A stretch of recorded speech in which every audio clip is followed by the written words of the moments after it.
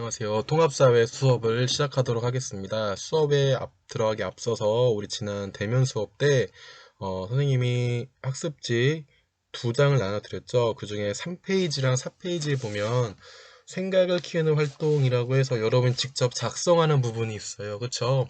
요 직접 작성하는 3페이지와 4페이지의 수업, 3페이지와 4페이지는 수업이 끝난 다음에 선생님이 반장을 시켜서 번호대로 걷어오라고 할 거예요. 그럼 번호대로 거둔 후에는 선생님이 여러분이 작성한 것을 가지고 생기부의 세부능력 특기사항, 즉 교과 세특을 참고해서 작성을 하려고 합니다. 한 학기에 한 3-4번 정도 이렇게 생각을 키우는 활동이라고 해서 따로 학습집을 나눠줄 텐데요. 혹시 이제 이걸 다 작성을 하고 제출을 했는데, 혹시 내가 이거를 내 세특에 작성되는 게 입력되는 걸 원하지 않는 친구들은 있다면, 제출을 할 때 이렇게 여기에다가 세특 입력을 원하지 않습니다 라고 표시를 해주시면 선생님이 그 부분은 해당되는 부분은 세특에 입력을 하지 않도록 하겠습니다. 자, 그러면 우리가 지난주에 대면 수업을 했을 때 밤마다 조금 끝나는 부분이 틀려서 제일 늦게 끝난, 제일 조금 나간 반 기준으로 해서 수업을 이어나가도록 할게요.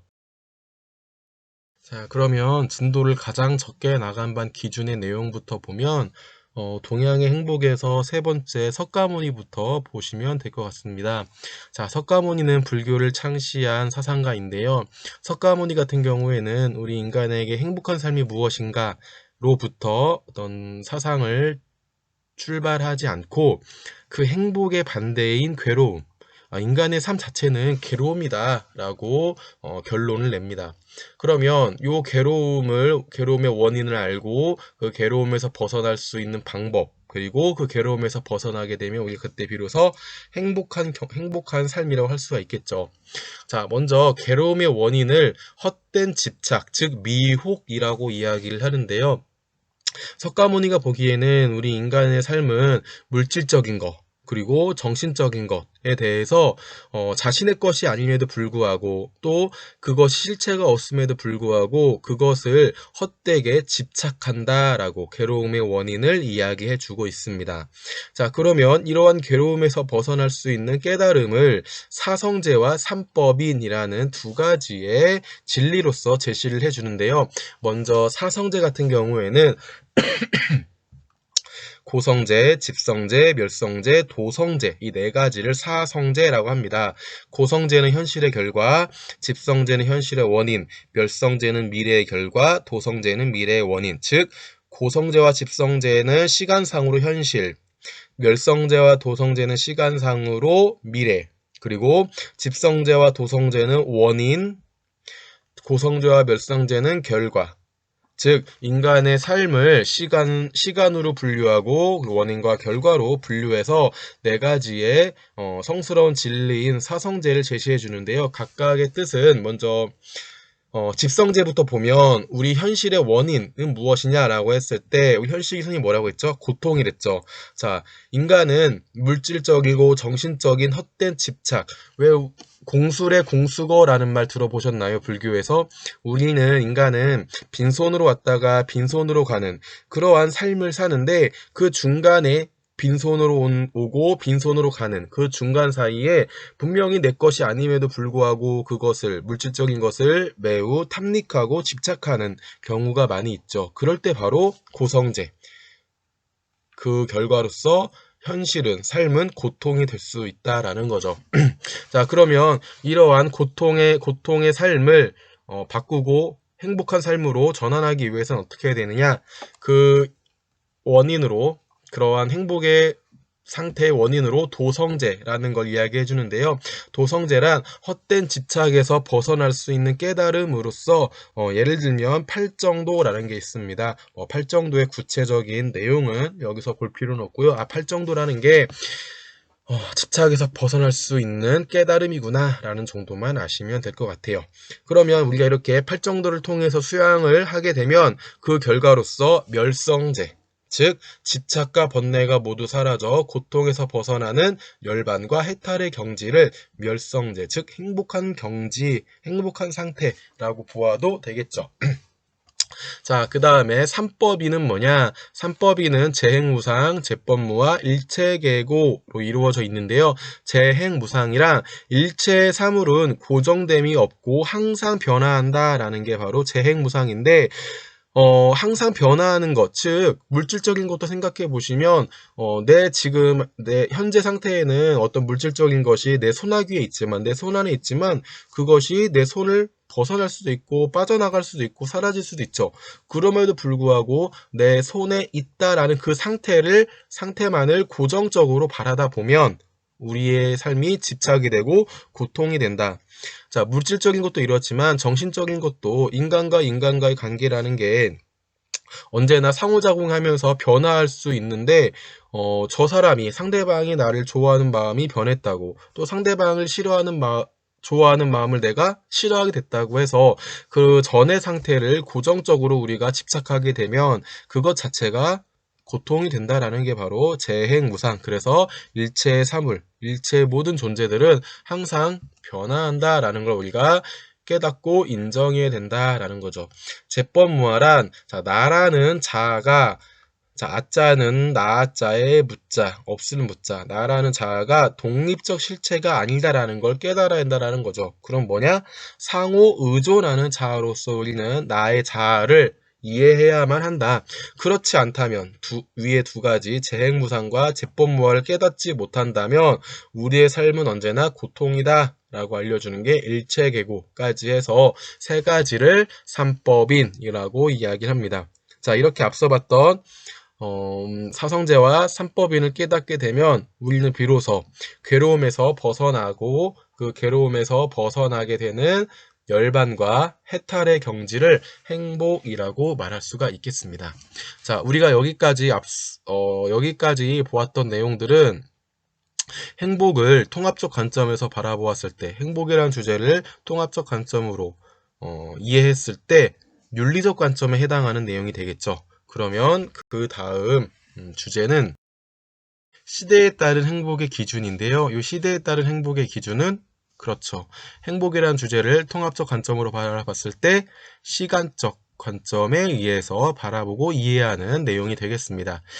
자, 우리 학습지에도 보면 1페이지 마지막 문단인데요. 자, 우리 시대에 따라서 행복의 기준이 과연 어떻게 변했는지 보시면 첫 번째, 선사시대, 사나운 짐승이나 자연재해를 피하고 생존을 위해서 의식주를 해결하는 것, 즉 행복이라는 것은 행운과 거의 같은 의미로 사용되었죠. 자, 이와 마찬가지로 중세시대에도 신앙을 통해서 종교적 절대자에게 죄송합니다. 귀의하거나 군주에게 복종하는 것을 행복이라고 보았어요. 자, 그러면 선사시대나 중세시대나 행복이라는 것은 내 내부의 어떤 주체적인 노력에 의해서 우리가 성취되는 것이 아니라 외부에서 우리에게 주어지는 어떤 수동적인 의미로서 많이 사용이 되었죠. 자, 그런데 비로소 사도파 시대에 들어서면서 물질적 기반을 확보하고 개인의 권리를 보장받는 것을 행복으로 여겼고, 이러한 행복은 인간의 노력으로 성취하는 것이라는 인식의 변화가 생기게 되었습니다. 자, 현대의 오늘날에는 개인이 느끼는 주관적 만족감이 중시되면서 행복의 기준이 어떤 과거의 단편적이고 천편일률적인 그런 객관적인 기준이 아니라 현재에는 과거보다 훨씬 복잡해지고 다양해지는 그러한 행복의 기준이 성립되고 있다라는 걸 우리가 알 수가 있겠습니다. 이제 학습지 2페이지로 넘어가셔서 자, 지역에 따른 또는 시대에 따른 행복의 기준, 이제 공간적 관점으로 행복이라는 주제를 바라봐야 할 텐데요. 서남아시아나 아프리카 같은 지역은 과연 무엇을 행복의 기준으로 삼느냐라고 했을 때 서남아시아, 아프리카 같은 지역들은 많은 내전 또는 다른 나라와의 전쟁과 같은 어떤 정치적인 불안정 그리고 척박한 자연환경으로 인해서 많은 대다수의 국민들이 빈곤을 겪고 있죠. 그러다 보니까 이러한 국가는 정치적인 안정이라든지 경제적 발전이 행복의 기본적 조건으로 삼고 있습니다. 두 번째, 북유럽이나 미국, 일본 같은 나라는 앞서 봤던 서남아시아나 아프리카보다는 정치, 경제 상황이 비교적 안정되어 있죠. 즉, 전체적인 경제의 큰 양은 매우 큰데 그 안에서도 이제 누가 더 많이 갖고 누가 더 적게 갖는가. 자, 그런 소득 불평등의 해결이라든지 여가 시간과 문화 생활의 향유, 이러한 것들을 통해서 국민의 삶의 질 향상에 중점을 두고 이것이 행복의 기준이다라고 할 수가 있겠죠.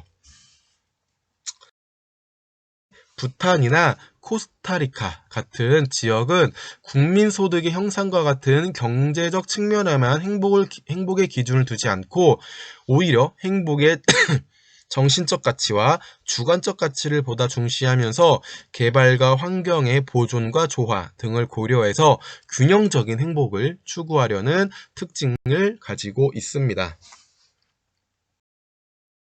자, 다음으로 우리 책 20쪽 한번 보실게요. 책 20쪽에 보시면 왼쪽에 그래프가 나와 있죠. 총 157개국을 대상으로 조사한 주요 국가의 행복 지수 순위가 나와 있습니다. 덴마크가 1위이고 스위스, 아이슬란드, 노르웨이, 핀란드, 캐나다, 네덜란드, 뉴질랜드, 오스트레일리아, 스웨덴까지 각 국가의 이름을 읽었는데 아직 우리나라는 나오지 않았네요. 10위권 안에 없나 봐요. 자, 우리나라의 순위가 어딘가 하고 봤더니 저 밑에 대한민국이 58위에 순위를 보여주고 있네요. 자, 우리나라 순위가 매우 낮죠. 그쵸? 생각보다는 많이 낮은 것 같아요. 자, 자료를 보면은 대체로 북유럽, 북아메리카, 오세아니아의 선진국 국가들의 국민 행복 지수가 높다는 것을 알 수 있는데 이러한 국가들의 특징, 공통점으로 본다면 이 국가들은 법치주의와 민주주의가 잘 정착되어 복지 제도를 잘 갖추고 있다는 공통점이 있죠. 이에 반해 우리나라는 광복 이후에 눈부신 경제 발전, 즉 양으로는 많이 커졌어요. GDP나 GNP를 비교하면 아마 우리나라도 선생님이 알기로는 13위에서 15위를 왔다 갔다 내리라고 노력하는 것 같은데 그만큼 경제적 규모는 많이 커졌죠. 자, 그런데 그런 경제력에 비해서 국민의 행복 수준은 58위밖에 되지 않는다라는 거 우리가 그래프를 통해서 알 수 있는데 그러면 우리도 이제 경제 발전을 이뤘기 때문에 10위권 안에 있는 이러한 선진국 국가들의 행복 지수가 높은 선진국 국가들이 갖고 있는 특징인 법치주의라든지 민주주의가 잘 정착될 노력을 한다면 우리도 이제 요 행복 지수가 조금씩 올라갈 수가 있겠죠. 그렇죠? 자, 교과서 20쪽에 밑에 나와 있는 생각을 키우는 활동이라고 해서 북유럽 국가 국민의 행복 지수가 높은 이유 방금 우리가 앞서 봤던 그래프에서도 나와 있었고 또 여기에서도 한번 여러분이 읽어보시고 왜 북유럽 국가는 행복 지수가 높을까를 한번 생각해 보시면 될 것 같습니다.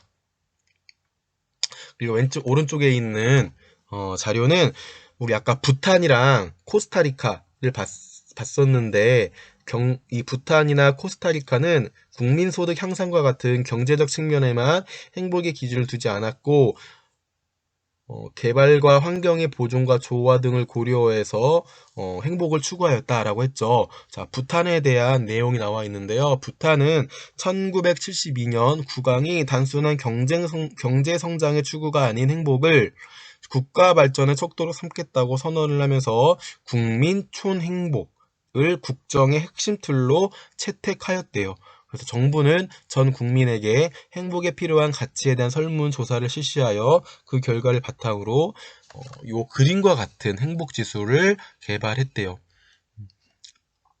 생태 다양성과 보건력 이런 것도 행복지수로 들어가네요. 신기하죠? 문화의 다양성과 보건력 이런 거를 행복의 요소로 넣었다라는 게 참 생소해요.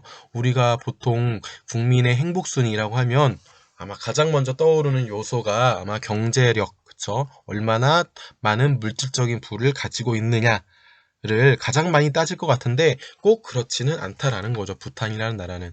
여기 좋은 정부, 뭐 공동체 활력, 건강, 교육, 심리적 만족감, 근데 이러한 것들도 삶의 수준, 즉 여기 보면 1인당 소득, 자산, 주거 등과 같이 행복을 이루는 요소로 부탄에서는 사용하고 있다라는 걸 알 수가 있겠습니다.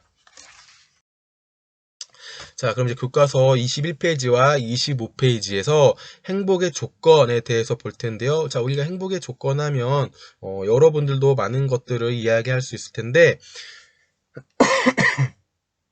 그러한 것들을 우리가 범주로 나눠보면, 자, 먼저 일정한 생활 수준을 누리기 위해서 필요한 요소, 예를 들면 의식주, 경제력, 사회적 지위 등이 있어야 된다. 이것이 있어야만 행복의 조건으로 볼 수 있다. 여러분들도 다 동의할 수 있는 바이죠. 자, 이러한 요소들을 우리는 그렇죠, 물질적 조건이라고 말할 수 있겠고요. 그 다음에 사랑, 우정 등과 같은 감정적인 충족감이라든지 아니면 내가 정말 좋아하고 잘할 수 있는 것들을 할 수 있는 그런 자아 실현의 추구 등도 행복의 조건이라고 말할 수 있겠죠. 즉 가치관과 삶의 목표에 의해서 결정되는 주관적인 요소로서 우리는 이것을 정신적 조건이라고 말할 수 있습니다. 자, 이 둘 중에서 무엇이 더 우월한지 또는 열등한지는 말할 수 없겠죠. 그렇죠? 물질적 조건도 중요하고 그에 못지않게 정신적 조건도 중요하다. 그렇기 때문에 물질적이고 정신적 가치를 조화롭게 추구할 때 얻을 수 있는 만족감과 즐거움을 우리는 행복의 의미로 찾을 수가 있겠습니다. 자, 두 번째, 삶의 목적으로서의 행복을 볼 텐데요. 자, 여러분들 다 삶의 목적을 가지고 있죠. 자, 삶의 목적 하면 우리는 살아가면서 실현하려고 하는 일이나 삶의 방향을 삶의 목적이라고 하는데, 즉, 이러한 삶의 목적은 결국에는 행복을 추구하는 데 이바지하는 수단이다. 자, 우리 앞서서 아리스토텔레스의 행복했을 때 행복은 궁극 목적이라고 했죠. 그렇죠? 그러면 공부를 잘하고 또 명문 대학에 가고 돈을 많이 버는 것 등 이 자체가 목적이 될 수는 없죠. 궁극 목적이 될 수는 없겠죠. 그렇죠? 공부를 잘하는 것, 명문 대학 가는 것, 돈을 많이 버는 것은 결국에는 행복이라는 궁극 목적을 위한 수단으로 우리가 바라봐야 되고 그것들을 그렇게 대해야 되지, 그렇지 않고 돈을 많이 버는 것 또는 명문대학에 진학하는 것, 단순히 공부를 잘하는 것 자체를 궁극 목적으로 삼다 보면 오늘날에 많이 문제가 되는 황금 만능주의, 물질 만능주의와 같은 폐단이나 문제점이 발생할 수 있다라는 거죠. 결국에 삶의 궁극적인 목적은 우리는 행복으로 여겨야 되고, 자, 이러한 행복은 진정한 행복이라고 여기기 위해서는 일시적이고 감각적인 만족이나 즐거움이 아니라 지속적이고 목적적인 것이어야 한다라고 행복에 대해서, 삶의 목적으로서 행복에 대해서 이야기할 수가 있겠습니다. 자, 그러면 우리 진정한 행복을 위해서 어떠한 노력을 해야 될까? 자, 교과서에 나와 있는 4가지의 내용을 한번 정리해 봤는데요. 첫 번째, 자신이 소중하게 생각하는 가치와 자신의 삶에 대해서 성찰해 보고, 두 번째, 자신의 조건을 타인과 무조건 비교하지 않으며, 세 번째, 적극적이고 긍정적인 삶의 자세, 좋은 습관 지니기, 네 번째, 삶의 목표를 세우고 이를 달성하기 위해서 꾸준히 실천하는 것. 이상의 4가지 노력을 통해서 이 외에도 여러분이 생각하는 또 여러분이 할 수 있는 매우 많은 노력들이 있겠죠. 왜? 앞서 얘기했듯이 우리가 행복이라는 거는 주관적 만족감에 따라서 매우 다양하고 복잡하다라고 했었죠. 그렇기 때문에 이 4가지 말고도 무수히 많은 노력들이 있을 텐데, 그러한 노력들을 여러분이 한번 직접 학습지 3, 4페이지에 해볼게요. 자, 3페이지에서는 나의 행복을 위한 가치 탐색이라고 되어 있죠. 자신이 소중하게 생각하는 가치, 그리고 자신의 삶에 대해서 성찰해보는 시간인데요.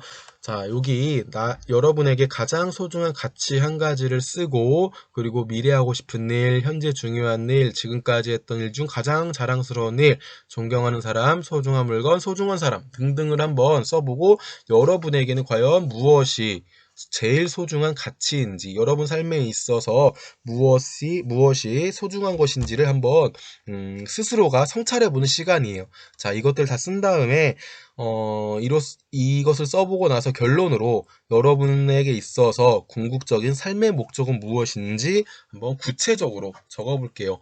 자, 사람마다 자신이 갖고 있는 삶의 목적은 다 다르겠죠. 왜? 행복이라는 모습은 사람에게마다 주관적인 만족감으로 다가오기 때문에 그 주관적인 만족감은 누구나가 다르겠죠. 그렇기 때문에 여러분 각자의 삶의 목적을 써보시고요. 그런 삶의 목적을 쓴 다음엔 4페이지에 그런 목적을 위해서 여러분이 할 수 있는 구체적인 노력들 5가지 선생님이 5번까지 번호를 적어놨는데 뭐 5번까지 꼭 내가 못하겠다 3개만 하겠다라는 친구들은 3개만 적어서 제출해 주시면 되겠습니다. 원격 수업 끝나고 등교할 때 반장이 번호대로 걷어서 선생님한테 제출해 주시면 선생님이 걷고 그것을 교과 세특에 작성하도록 하겠습니다. 자, 여기까지 우리 수업 마치고요. 다음 주에 뵙도록 하겠습니다. 모두 수고하셨습니다.